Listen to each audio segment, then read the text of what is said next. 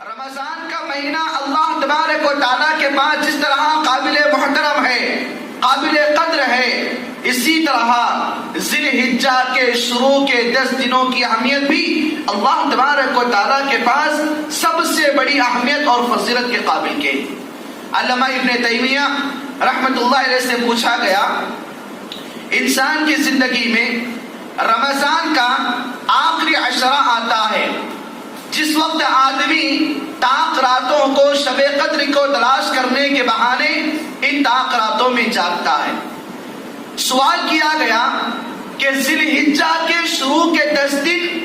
اللہ کے پاس محبوب ہیں یا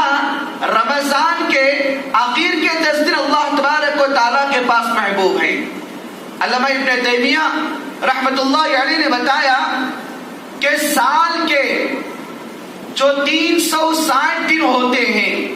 سال کے 360 دنوں میں جو 360 راتیں ہوتی ہیں، رمضان کے آخری عشرے کے 10 راتیں اللہ کے پاس سب سے زیادہ مقام حاصل کرنے والے ہیں۔ اور سال کے 360 دنوں میں جو مہینہ 2 دن کے بعد ہمارے اندر آنے والا ہے انشاءاللہ، تو یہ ذی الحجہ کے شروع کے 10 دن اللہ تبارک و تعالیٰ کے پاس سب سے پسندیدہ اور سب سے قابل قبول اور سب سے محبوب ترین 10 دن اللہ تعالیٰ کے پاس ہیں۔ تو بتانا مقصود یہ ہے، علامہ ابن حجر الاسقلانی رحمت اللہ علیہ نے فتح الباری کے اندر بڑی اہم بات بتایا، کیونکہ انسان کی زندگی میں یہ سوال آتا ہے کہ ذی الحجہ کے شروع کے 10 دنوں کی فضیلت اللہ کے پاس کیوں ہے؟ اس کی وجہ کیا ہے؟ اس کی وجہ یہ ہے کہ ان شروع کے 10 دنوں کے اندر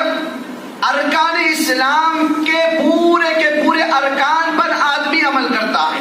مثال کے طور پر ارکان اسلام 5 ہیں: کلمہ پڑھنا، نماز پڑھنا، روزہ رکھنا، زکوٰۃ دینا، حج کرنا۔ یہ 5 چیزیں پلرز آف اسلام کہلاتی ہیں۔ تو رمضان کے بعد یہ ذی الحجہ کا جو مہینہ آتا ہے، ان ذی الحجہ کے شروع کے 10 دنوں میں آدمی توحید کی پابندی کرتا ہے، نماز کی پابندی کرتا ہے، اور اس مہینے کے اندر عرفہ کے دن کا روزہ رکھتا ہے، اور اسی مہینے کے شروع کے 10 دن آدمی حج کا ادا کرتا ہے، اور اس مہینے کے شروع کے 10 دنوں میں آدمی اللہ تبارک و تعالیٰ کے راستے میں صدقہ و خیرات کرتا ہے۔ تو یہ 5 ارکان آدمی